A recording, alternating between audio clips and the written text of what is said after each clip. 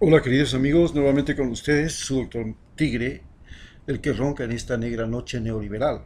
Y hoy vamos a hablar acerca del paramilitarismo en Colombia y cómo sus garras se han extendido ya a Ecuador.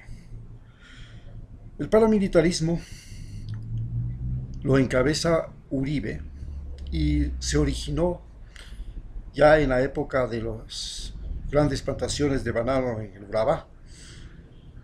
Estamos hablando de lo que nos cuenta Gabriel García Márquez en su obra Cien años de soledad. El paramilitarismo era un grupo de personas contratadas por los ricos hacendados de Colombia. Recordemos que Colombia es el país que tiene la mayor cantidad de tierras en manos de los terratenientes de toda América Latina. Y estos terratenientes, para no pagar la llamada vacuna a las guerrillas, organizaron un grupo de paramilitares que recibieron inclusive entrenamiento de Israel. Y estos paramilitares después comenzaron a operar de manera prácticamente independiente de todos estos terratenientes y se convirtieron en protectores de carteles del narcotráfico, como por ejemplo del cartel de Pablo Escobar. Los paramilitares son un engendro de toda la historia y la vida política de Colombia. Colombia posiblemente sea el país donde la astucia en la política ha cosechado la maldad en la política. La astucia en la política comenzó con el mismo presidente originario de Colombia, Santander. Era un general que intentó matar a Simón Bolívar y que fraguó el asesinato de Sucre, junto con Flores. Desde ahí comienza ya la historia de Colombia, una historia de asesinatos donde el asesinato y la traición ha sido la marca indeleble de la historia de Colombia. Colombia es un país donde ser político es jugarse la vida y donde la traición y el asesinato han sido parte de la cotidianidad. Como consecuencia de eso, en Colombia emergió un ejército completamente corrupto, el ejército colombiano, del cual, con la presencia norteamericana, se espera haya correcciones en el futuro, pero hasta las mismas telenovelas colombianas nos cuentan de la enorme corrupción del ejército colombiano que estuvo muy vinculado a las hordas paramilitares. Entonces, primero entraban las hordas paramilitares, luego entraba el ejército colombiano y luego entraba la guerrilla. Entonces los colombianos no sabían quién era el bueno, si la guerrilla, los paramilitares o el ejército colombiano, porque todos eran malos en algún momento. Todos usaban la crueldad, la intimidación para conseguir sus propósitos.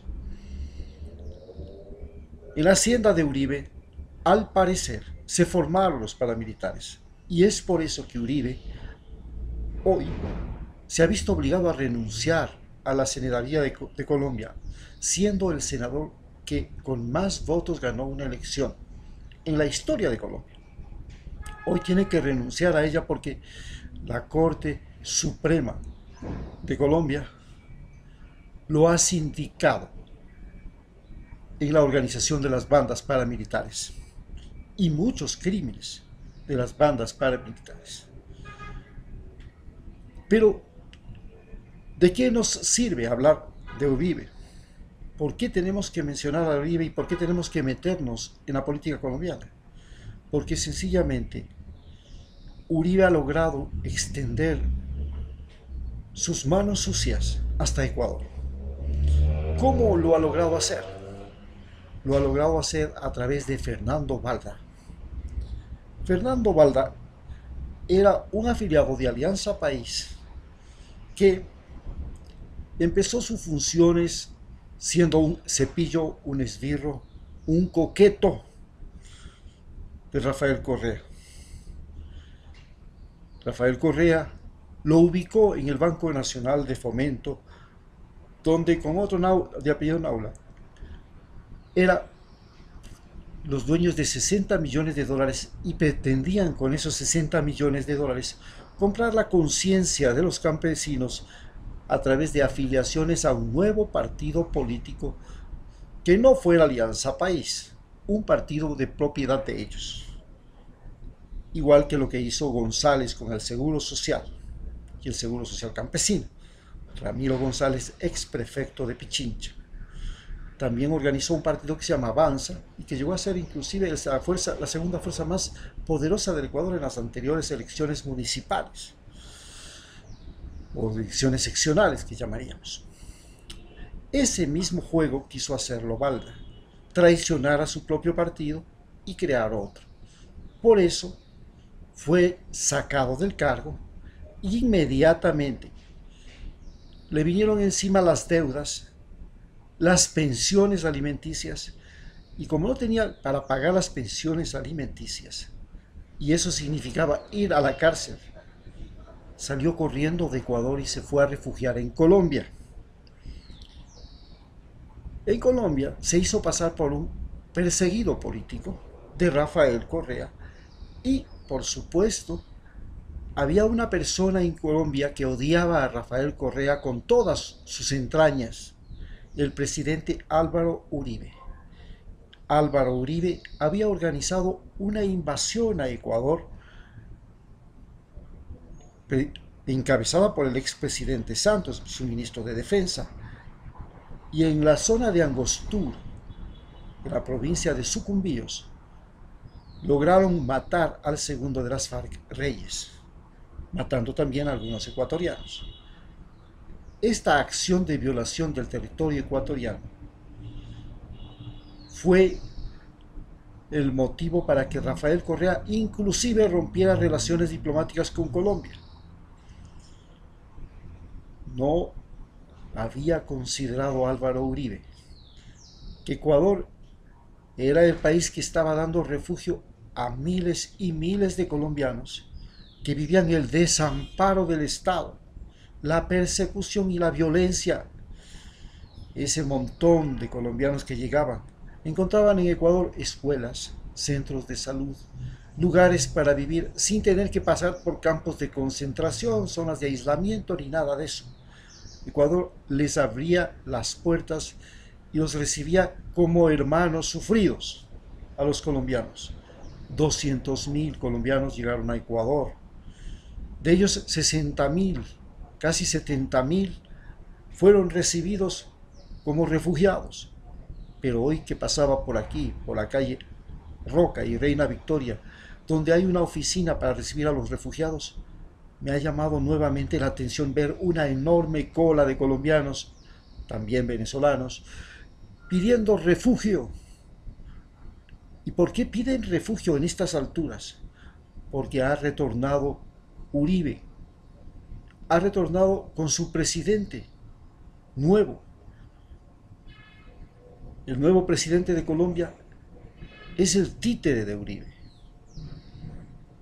Entonces, han salido corriendo familias enteras porque saben que va a retornar la violencia a Colombia. Ya se les ha advertido a los senadores de las FARC que se los va a sacar. Se ha advertido que se va a revisar esto de las veredas. Se ha advertido que se les va a hacer pagar por los crímenes a todos los que han sido sospechosos de crímenes durante la enorme guerra civil colombiana que empezó en 1960, la década de los 60. Entonces, Colombia, la derecha colombiana ha retornado, y Uribe, el presidente que más odiaba a Rafael Correa en todo el mundo, y más que nada en Sudamérica, logró meter sus garras a través de Fernando Balda. Fernando Balda, que hoy quiere ser candidato a la elección, a la presidencia, logró tejer una trama en la que estúpidamente José Serrano, el ministro del Interior de Ecuador, procedió de manera estúpida. Vale señalar que José Serrano es un traidor de Rafael Correa, es un traidor de Alianza País. Y entonces, este señor dio las herramientas suficientes para que Balda iniciara una acción judicial por un secuestro, un supuesto secuestro en Colombia. Secuestro que ya fue juzgado, que ya fue sentenciado, pero él pretende que se haga un doble juzgamiento, un nuevo juzgamiento en Ecuador. Y se dice que cosa juzgada no puede ser juzgada dos veces. No se les podía juzgar a los alemanes en Alemania y después en Nuremberg y después en los Estados Unidos. Se hizo un solo juicio en Nuremberg. Entonces, si fue juzgado en Colombia, no tenía por qué ser juzgado en Ecuador. Entonces, este hecho ya juzgado en Colombia, ya sancionado en Colombia, se pretende ahora hacerlo en Ecuador para meterle preso a Correa. Esto es utilizado por Fernando Balda. ¿Y quién es Fernando Balda? Fernando Balda huye de Ecuador y se refugia en los brazos de Uribe. Le sirve a Uribe en todos los aspectos y termina regresando a Ecuador para tratar de hundir a Correa y introducirse en la dirección política de Ecuador, es decir, ser presidente o vicepresidente. Pero Fernando Balda no es un tipo estudiado siquiera, ni siquiera ha pasado por la universidad, se llama político, ni siquiera terminó la universidad. Ya hoy tenemos un problema con el presidente que tenemos, que es un licenciado en administración de empresas. Este ni siquiera llegó a ser licenciado en administración de empresas, que ya sería mucho pedir para él. Es un vividor oportunista de un apellido muy renombrado, muy pelucón de Manta, Osvaldo, que después pasaron a vivir en Guayaquil.